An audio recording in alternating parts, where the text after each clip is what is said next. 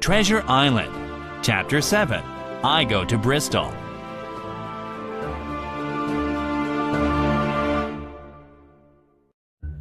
The squire went to Bristol to outfit a ship and get us ready to go to sea, and it took longer than he thought.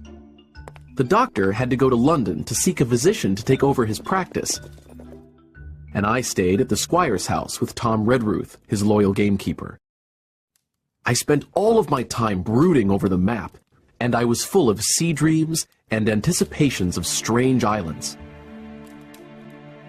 But I never imagined anything as strange and tragic as what our actual adventures would be. After I'd spent many weeks daydreaming by the fire, Tom came to me and said, "This letter arrived. It's addressed to Dr. Livesey, but says to be opened in his absence by Tom Redruth or young Hawkins. I can only read print, so you read it."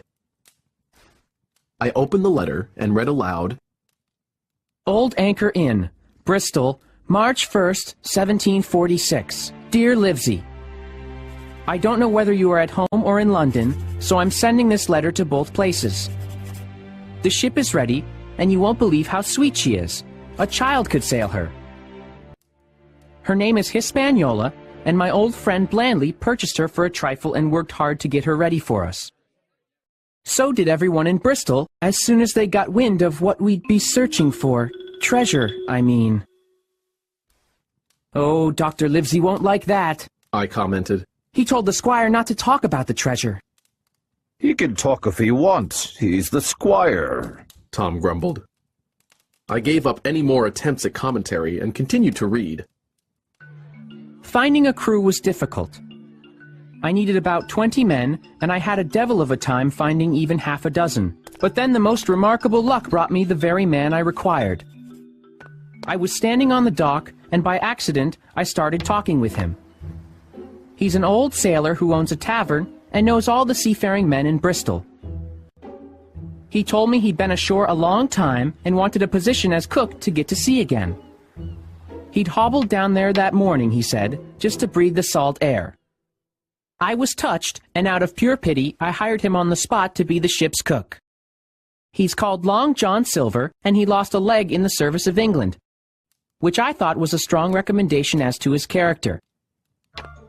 He helped me find the crew, and we put together a company of the toughest old sailors imaginable. Not pretty to look at, but they have the most indomitable spirit. Long John even got rid of 2 of the men I'd already hired, after he showed me they wouldn't be suitable for an adventure of this importance. I'm eating like a bull and sleeping like a tree, yet I shall not enjoy a moment until we are underway. Seaward ho! Let young Hawkins stop to see his mother, with Tom Redruth, and then both should come to Bristol immediately. John Trelawney. Postscript. Blandley also found an admirable fellow to captain the ship. He's a bit businesslike and stiff, but in all other respects a treasure. And Long John Silver unearthed a very competent first mate, a man named Arrow. So things shall go very well on board the good ship Hispaniola. J.T. Hooray! I shouted, gleeful to be starting our adventure, even if I did have to travel with a grumpy old man like Tom Redruth.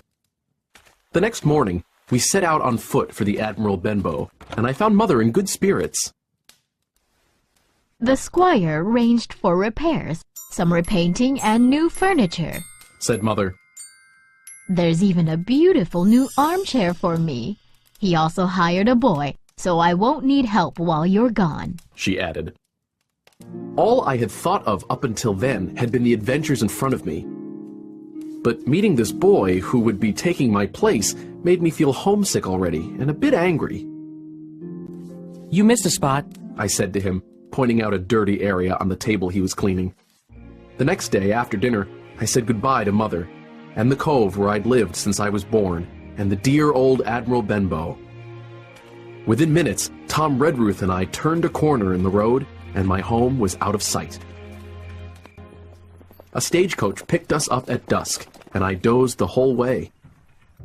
When I opened my eyes, it was morning, and we were in a bustling city. Where are we? I asked. Bristol, Tom said. Get out. Mr. Trelawney was rooming at an inn down by the docks to supervise the work being done on the ship. Tom and I started walking to the inn, and on the way, we saw a great multitude of ships of all sizes and from all nations. On one ship, sailors were singing at their work, and on another, men were aloft, high up on ropes that seemed no thicker than a spider's thread. I can't believe I'm going to sea, to an unknown island, on a ship with singing seamen, I said excitedly to Tom. Suddenly, we came to the inn and met Squire Trelawney, who was all dressed up like an admiral. "Here you are!" he cried. "The doctor came last night. Bravo! The ship's company is complete." "Oh, sir," I cried. "when do we sail?" "Sail?" he said with a laugh. "We sail tomorrow."